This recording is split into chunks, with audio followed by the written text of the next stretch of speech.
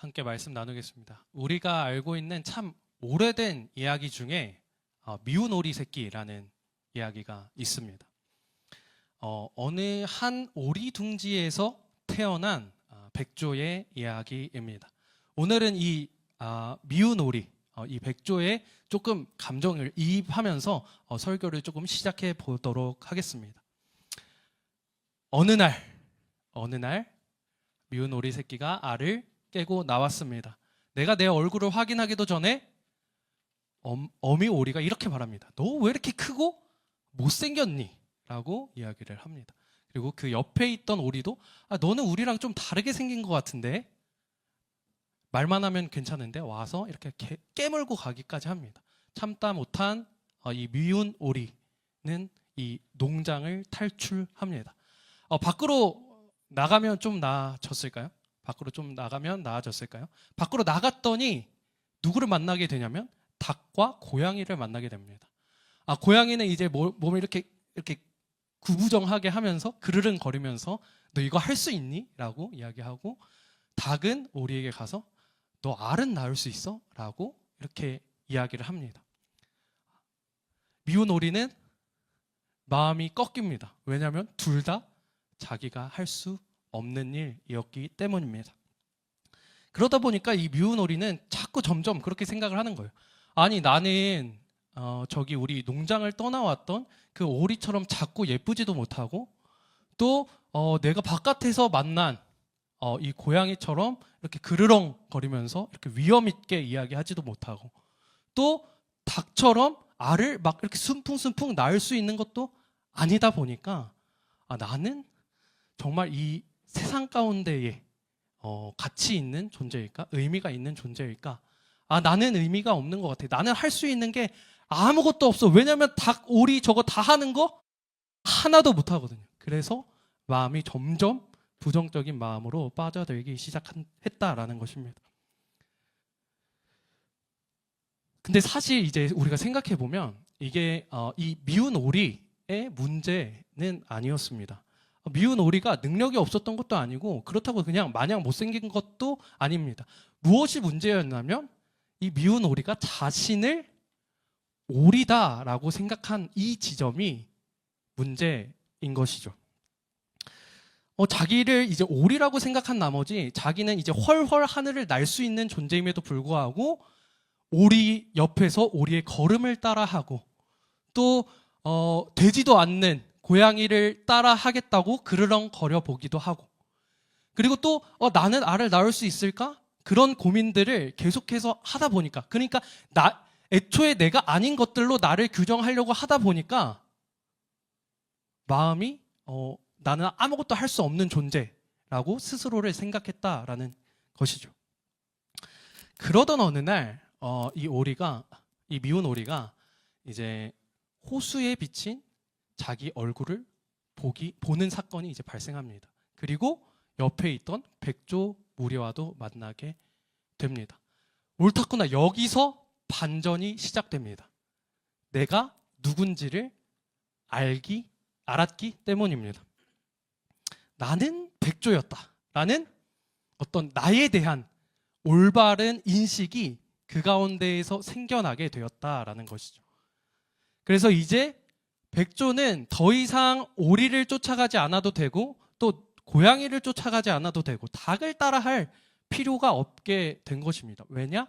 나는 백조이기 때문입니다. 사실 이제 그리스도인의 삶도 이와 되게 비슷한 점이 많이 있습니다. 많은 사람들이 예수님을 믿는다고 고백합니다. 그런데 그럼에도 불구하고, 그 고백이 있음에도 불구하고 옛사람처럼 살아가기 때문입니다. 하나님의 자녀가 되었는데도 여전히 죄의 종처럼 행동한다라는 것이죠. 새로운 피조물로서 하나님 안에서 거듭났는데도, 이미 하나님만으로 충분한데도 하나님 말고 나를 증명해 줄 수 있는 무엇인가를 향해서 끊임없이 탐구하고 그것을 찾아내려고 노력하는 것이 우리의 인생이라는 것이죠.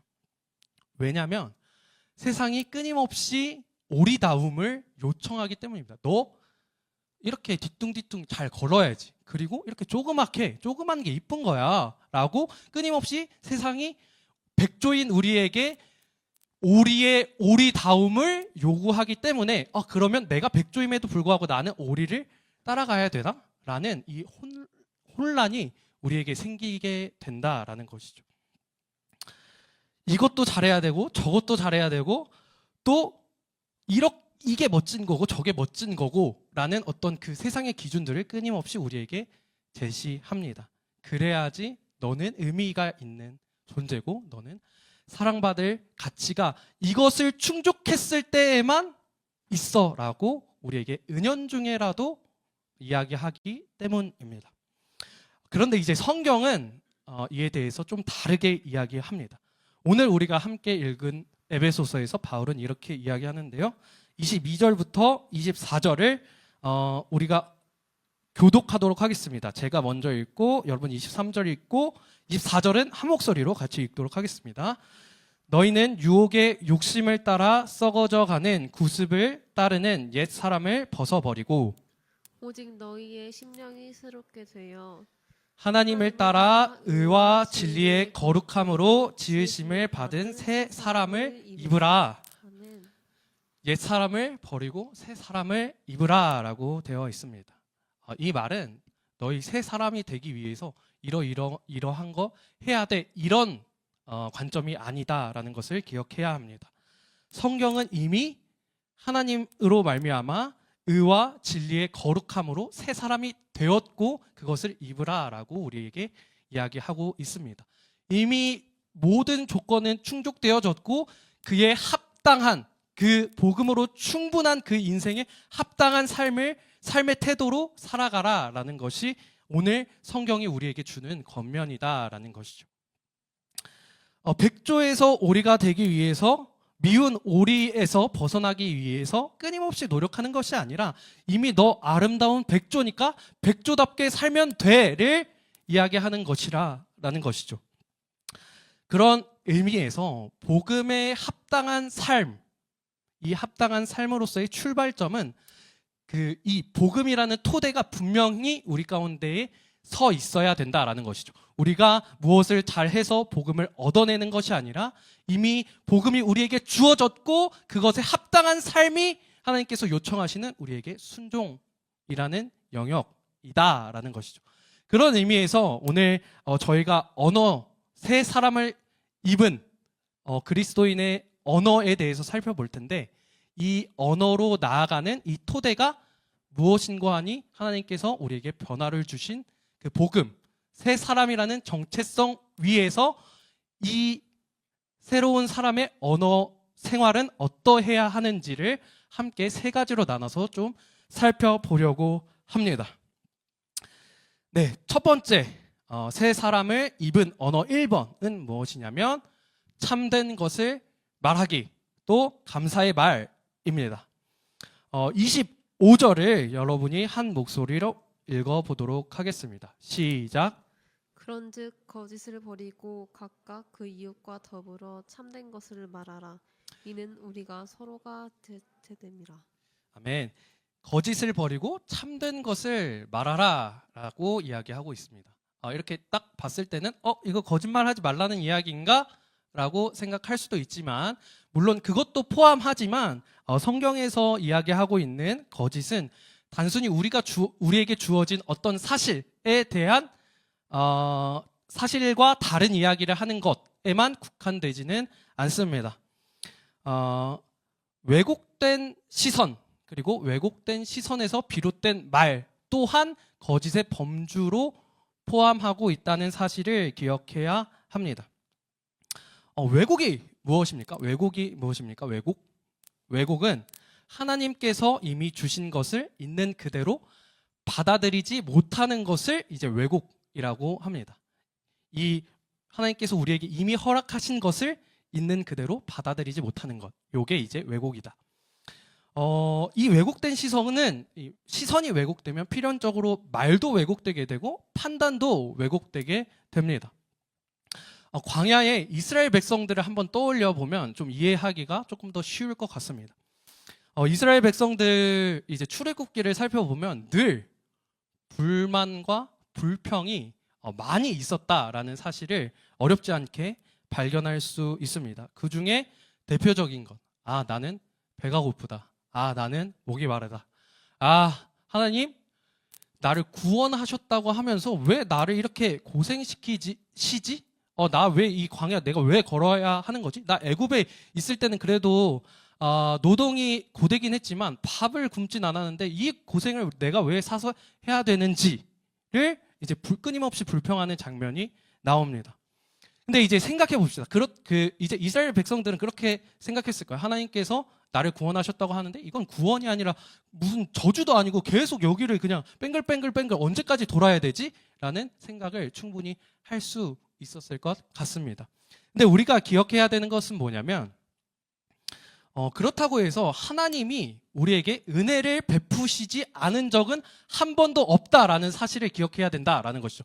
뭐냐면 하나님께서 이스라엘 백성들 이제 홍해를 건너서 이제 출애굽을 할 때 그 바다 앞에서 바다에 빠져서 죽거나 아니면 뒤에 애굽 그 군대가 거느리는 애굽 군대의 손에 죽거나 결국은 여기서 죽었어야 할 그 이스라엘 백성들을 홍해를 가르심으로써 구원해 주셨고, 그리고 끊임없이 그들이 불평하고 요청했을 때 만나와 메추라기가 그들이 광야 생활을 끝나기 전까지 한 번도 공급하지 않으신 적이 없으시고, 또 목마르다 했을 때 무리바에서 생수를 나게 하시고 끊임없이 우리를 돌보셨다라는 것이죠. 근데 이스라엘 백성들이 왜 그런 불평을 하게 됐는가라고 했을 때 내 앞에 놓여진 그 상황이 전부인 것처럼 생각했기 때문에 불평을 했다라는 것이죠. 그러니까 하나님은 늘 언제나 우리에게 은혜를 주시는 분이에요. 근데 우리도 우리 삶 가운데에서 어려움이 생길 때 그렇게 생각하기 쉬워요. 하나님 나를 사랑하시는데 왜 이런 어려움 생기지? 하나님 나 안 사랑하시는 거 아니야? 결국은 하나님도 이만큼 뭘 해야지 나에게 베푸시는 거 아니야? 라고 생각하는 것이 왜곡이다 라고 이야기해 볼 수 있을 것 같습니다. 늘 우리에게 은혜를 베푸신 하나님, 늘 베푸셨던 그 은혜를 보지 못하게 만드는 것이 우리의 왜곡된 시선이다. 그것이 우리가 경계해야 할 거짓이다라고 이야기를 해볼 수 있을 것 같습니다. 그런 의미에서 이 거짓의 반대말을 생각해 보면 다른 게 아니라 물론 진실도 포함하지만 거짓뿐만 아니라 감사가 우리에게 있어서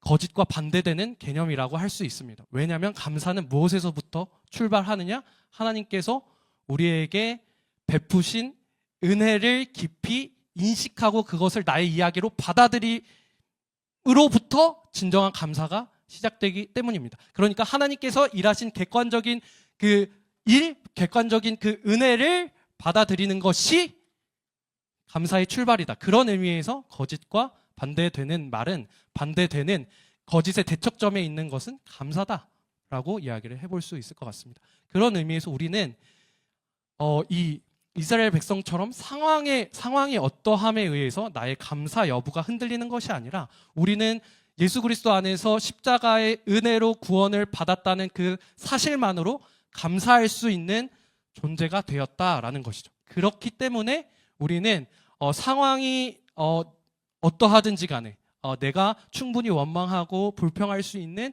그 상황 속에서도 그 상황을 받아들이면서 동시에 이 감사를 놓치지 않을 수 있다라는 것이죠. 그렇기 때문에 우리는 어떠한 상황 가운데에서든 하나님께서 우리를 향해 이미 행하신 그 일을 기억함으로 감사의 말을 잃어버려서는 안 된다라는 것이죠. 우리는 우리를 사랑하시고 우리를 구원하신 그 하나님으로 말미암은 감사가 그리스도인의 입술에서 그 감사의 말이 끊어지지 않아야 합니다. 네. 예를 들면 예를 들면 이런 거예요. 예를 들어서 설명하면 친구랑 만약에 다퉜어요. 근데 친구랑 다퉜는데 아무렇지도 않은 척, 아무 일 없었던 것처럼 그냥 행동하는 것. 그래도 감사해야지. 어떤 이런 의무감을 발동시키는 것이 감사가 아니라, 그러니까 나의 마음은 이런데 이 마음과 별개로 나는 감사를 해야 되는 사람이니까 그러니까 감사를 해야지 이런 차원이 아니라 친구랑 싸워서 마음이 아파요. 마음이 속상해. 마음이 속상해. 근데 그거 오케이. 그거 받아들이고 마음이 속상하지만 그럼에도 불구하고 내가 감사할 수 있는 이유는 어디에 있다? 그럼에도 불구하고 이 어떤 관계와 이 사람과의 대화를 통해서 내가 하나님을 더욱 닮아가는 과정이라는 것을 기억하고 받아들일 때 그러니까 나의 삶 가운데 내 앞에 놓여진 이 삶 가운데에 하나님의 선하심을 개입시키는 것이 우리가 감사할 수 있는 이유가 된다라는 것이죠. 네, 그렇습니다. 네, 그렇습니다. 넘어가겠습니다. 예. 그런 의미에서 감사는 어떤 현실을 부정하고 이 현실이 이렇게 엄연히 존재하지만 이거 모른 척하고 그냥 눈 감고 감사해야지 이게 아니라 현실을 분명히 인식하되 그럼에도 불구하고 내가 감사할 수 있는 분명한 이유가 있기 때문에 나는 감사를 선택하겠다라고 하는 것이 우리 그리스도인의 감사가 되어야 할 줄로 믿습니다. 네, 다음으로 살펴볼 세 사람을 입은 언어 두 번째는 뭐냐면 덕을 세우면서 은혜를 끼치는 말입니다. 오늘 본문 29절인데요. 여러분이 한 목소리로 읽어보도록 하겠습니다. 시작. 무릇 더러운 말은 너희 입 밖에도 내지 말고 오직 덕을 세우는데 소용되는 대로 선한 말을 하여 듣는 자들에게 은혜를 끼치게 하라. 아멘. 네, 덕을 세우는데 소용되는 대로 선한 말을 하라라고 되어 있습니다. 이게 말이 조금 어려운 것 같아서 세번역 성경으로도 제가 읽어드리려고 하는데요. 이렇게 되어 있습니다. 덕을 세우는 데에 필요한 말이 있으면 적절한 때에 해서 듣는 사람에게 은혜가 되게 하십시오라고 되어 있습니다. 여기서 이제 덕은 다른 게 아니라 하나님의 선하심을 의미합니다. 하나님의 선하심을 의미합니다. 그러니까 이제 말의 목적이 어디에 있는지를 가르쳐주고 있는 것입니다. 우리가 하는 말의 목적은 다른 어떤 것이 아니라 하나님의 선하심을 나타내는 데에 그 목적이 있다라는 사실을 기억해야 합니다.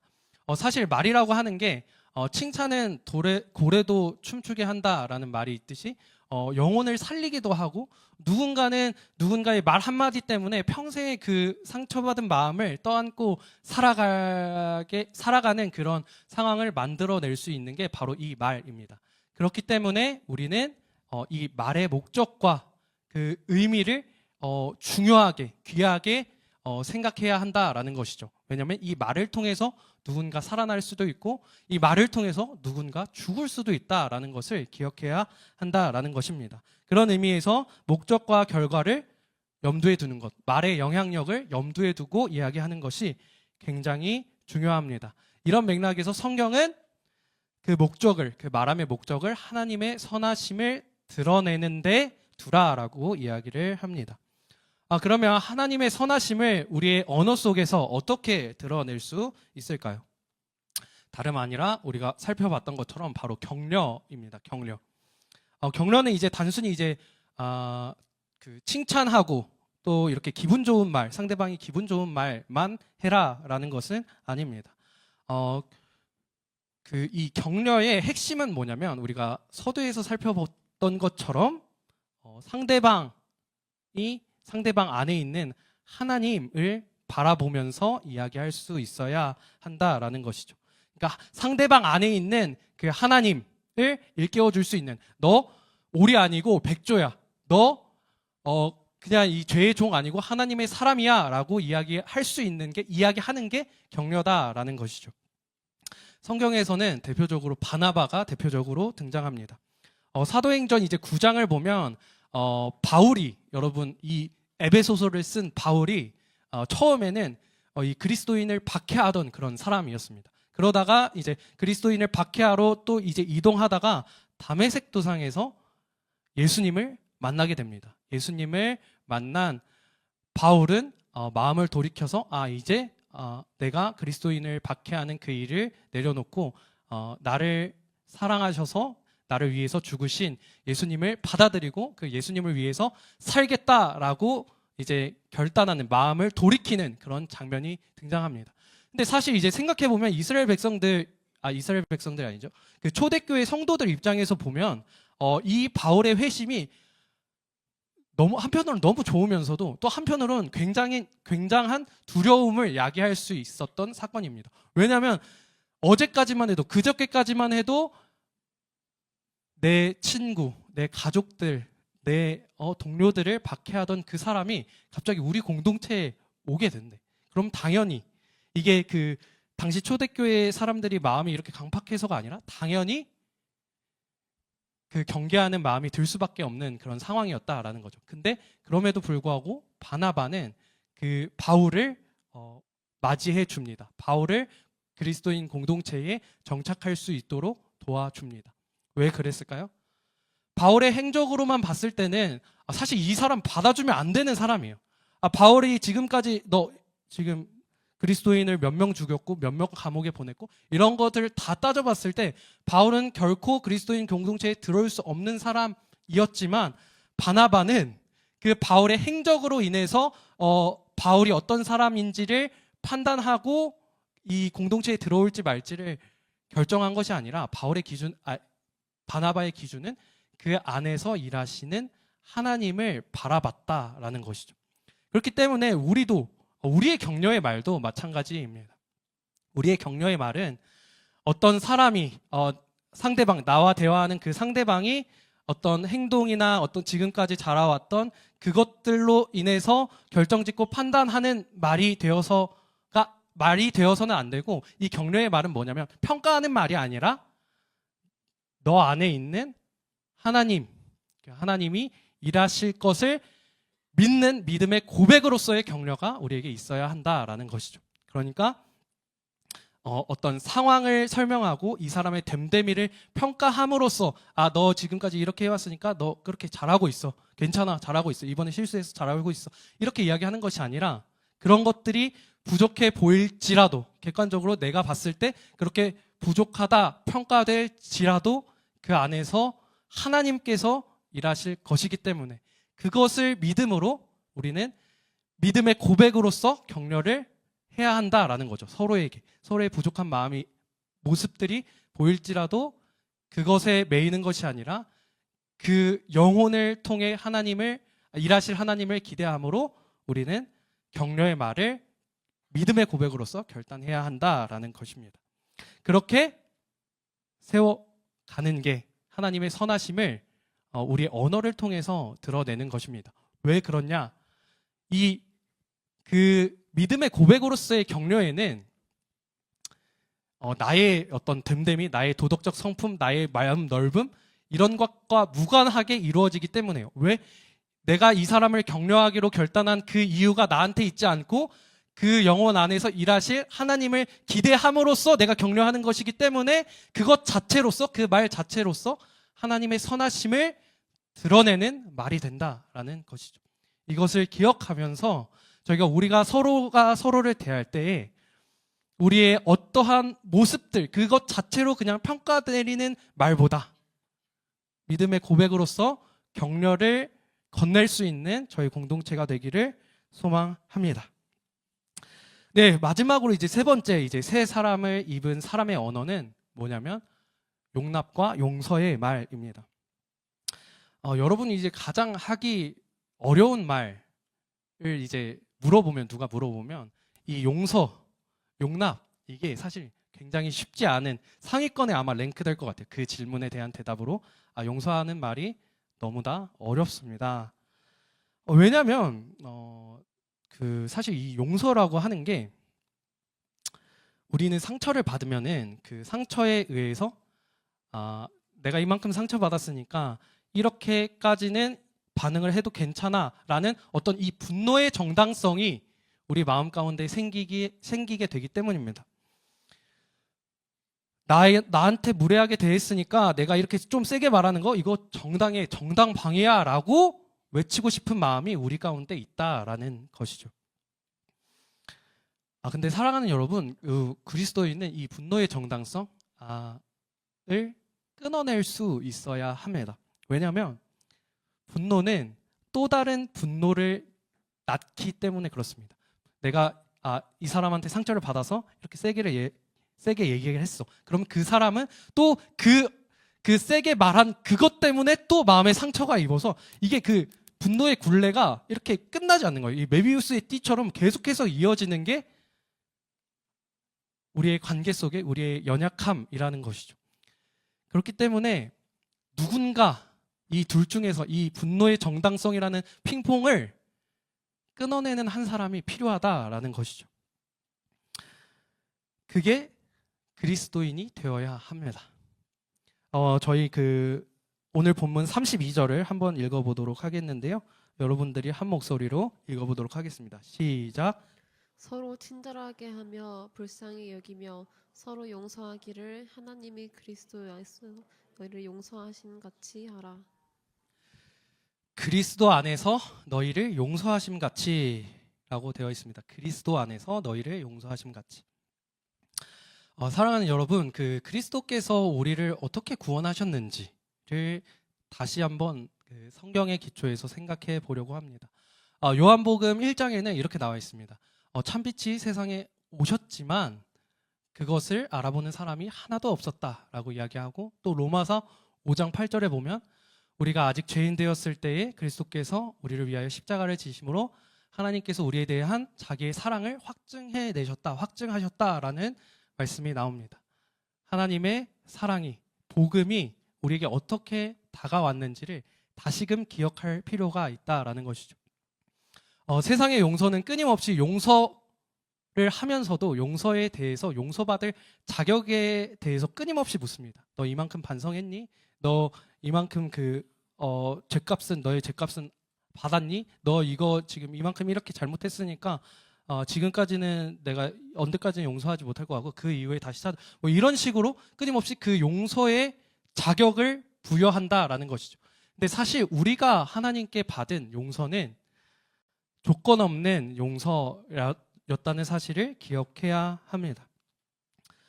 그리고 이 용서를 결단할 때에 우리에게 주어지는 우리가 발견할 수 있는 놀라운 은혜가 또 하나 있는데요. 그게 뭐냐면 바로 자유함입니다. 자유함.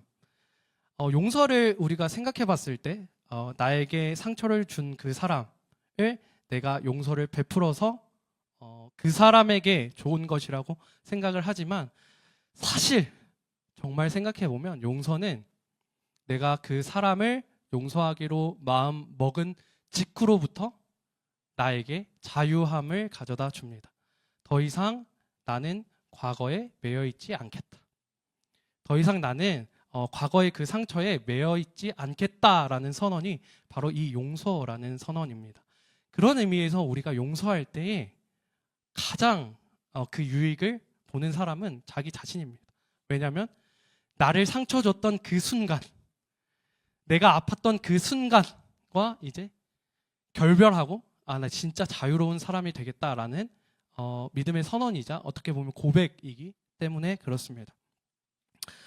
바라기는 저의 이 마음 가운데에 이 말씀이 잘 심겨져서 우리를 얽매고 있던 그 과거로부터, 그리고 얽매고 있던 그 사람으로부터 진정으로 자유해지는 축복이 저와 여러분에게 가득하길 소망합니다.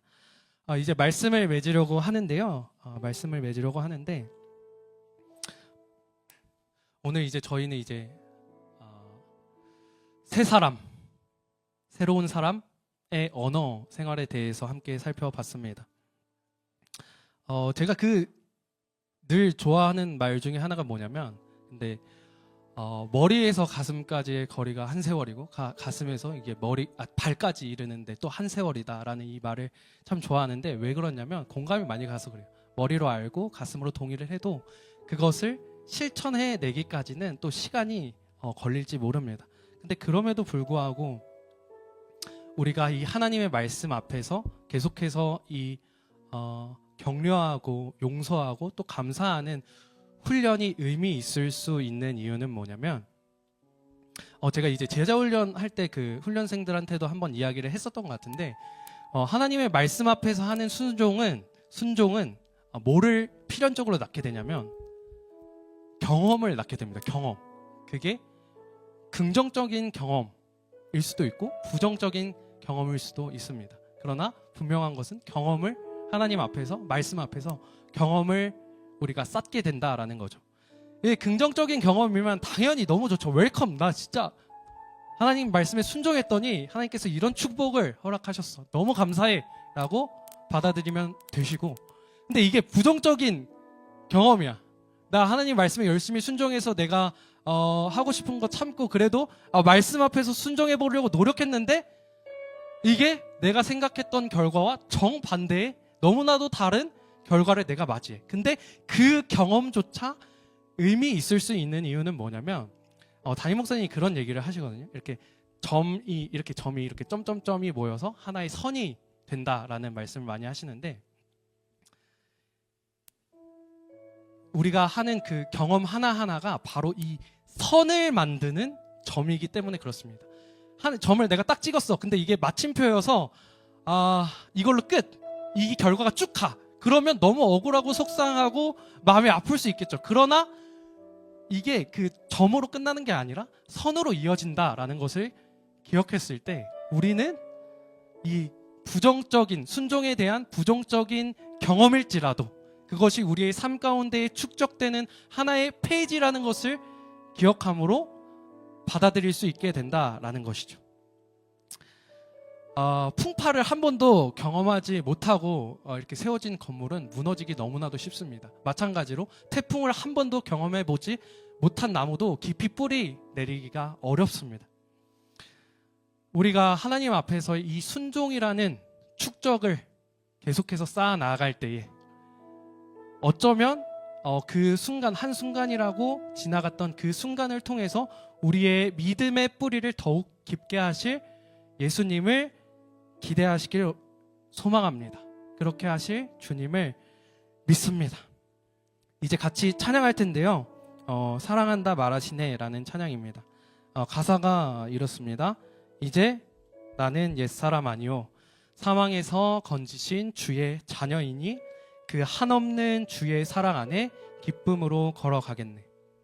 이 고백이 우리의 이 모든 순종의 토대가 다른 어떤 것에 있는 것이 아니라 예수 그리스도의 십자가에 있다라는 사실, 그리고 우리는 그분 안에서 이미 새로운 사람이, 새로운 피조물이 되었다는 사실을 기억함으로 나아가는 저희가 되기를 원합니다. 이 마음을 담아서 우리 다 같이 자리에서 일어나서 찬양 올려드리도록 하겠습니다.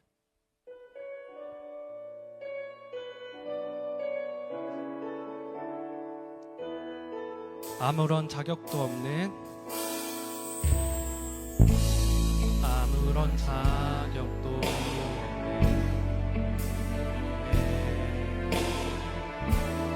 아무런 소망도 없는 사랑한다, 사랑한다, 사랑한다 말하시네. 이 낮은 날 아무런 자격도 없는, 자격도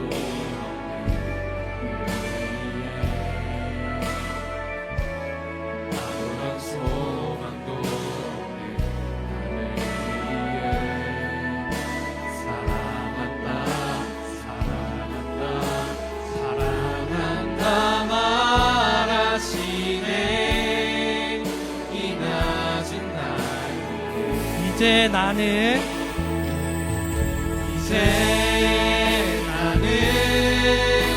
옛사람 아니요 사망에서 건지신 주의 자녀이니 그 한없는 주의 사랑 안에 기쁨으로 걸어 이제 나는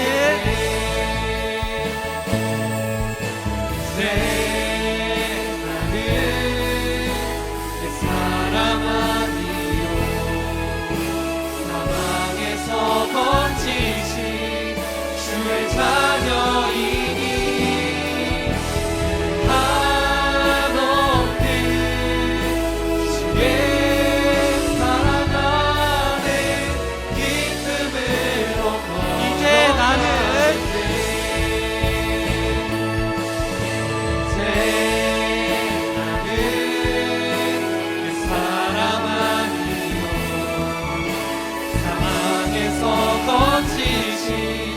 주의 자녀이니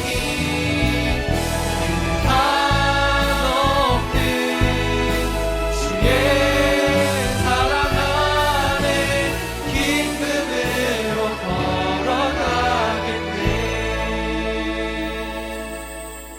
저희 이제 말씀 기억하면서 기도하겠습니다. 우리는 주님 안에 있는 새로운 피조물, 새로운 사람을 입은 사람들입니다.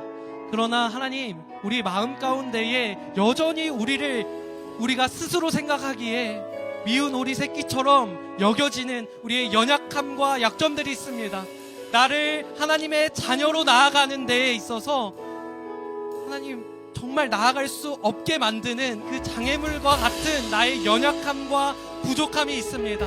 하나님, 이 시간 그 연약함과 부족함 주님 앞에 내어놓고 주님께서 주시는 마음으로 다시금 우리의 마음을 채우길 원합니다. 그래서 자꾸만 세상 가운데에 작아지는 우리가 아니라 세상 가운데에 담대하게 하나님의 자녀된 정체성을 선포해 나가는 저희가 될 수 있도록 인도하여 주시옵소서. 이 기도 제목 가지고 저희 주여 한번 부르짖고 기도함으로 나아가겠습니다. 주여,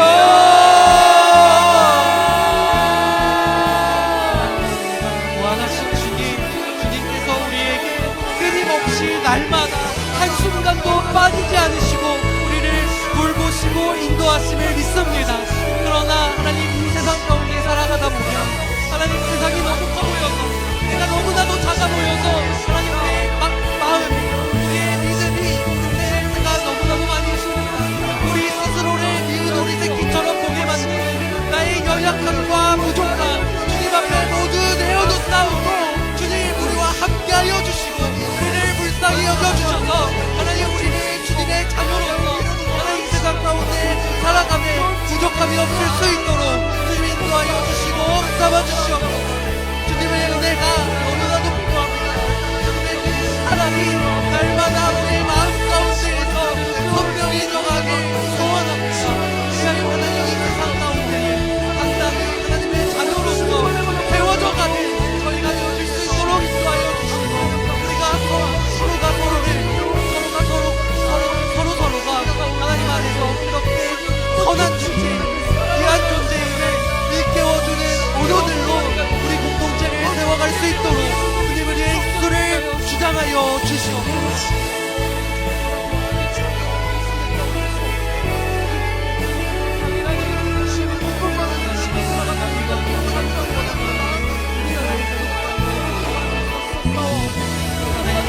주님의 마음이 우리의 마음 가운데 중심을 차지하는 예수 그리스도의 그 놀라운 사랑이 우리의 마음 가운데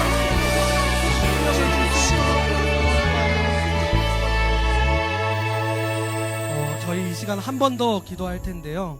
이제 이번에는 이 하나님의 그 놀라운 사랑을 힘입어 우리의 입술로 하여금 그 하나님의 선하심을 선포할 수 있도록 하나님, 우리의 입술을 주장하여 주십시오. 이 기도 제목 가지고 나아가겠습니다. 손해보는 것이 너무 싫고 또 내 안에 미움과 시기와 질투가 너무나도 가득합니다. 하나님, 이 마음을 불쌍히 여기시고 하나님, 이 마음 가운데에 주님의 마음을, 예수 그리스도의 십자가 사랑을 하나님 우리 마음 가운데 새겨 주시옵소서. 그 사랑으로 우리도 살아가길 원합니다. 우리의 입술이 새로워지길 원합니다. 하나님, 이 기도 제목 가지고 나아가오니 우리의 기도를 들어 주시옵소서. 이 기도 제목 가지고 주여 한번 부르짖고 기도함으로 나아가겠습니다. 주여, 사랑과 은혜가 무한하신 주님, 하나님 그 놀라운 사랑을 힘입어 우리도 복음의 언어가, 그 사랑의 언어가, 용서와 감사와 격려가 우리의 입술 가운데서 회복되게 하여 주시옵소서. 그리하여 하나님, 우리 공동체를 우리의 지혜와 우리의 조세술로 세워가는 것이 아니라 하나님 복음으로 말미암아 하나님 우리 공동체가 세워져 갑니다. 하나님 복음의 언어로 말미암아 주님의 그 놀라운 사랑에서 비롯된 언어로 말미암아 우리 공동체를 세워가길 원합니다. 하나님, 우리의 입술을 새롭게 하여 주시고 하나님 입술을 마시고 나오는 그 우리의 마음을 하나님 그리스도의 마음으로 가득 채워 주시옵소서. 그리하여 하나님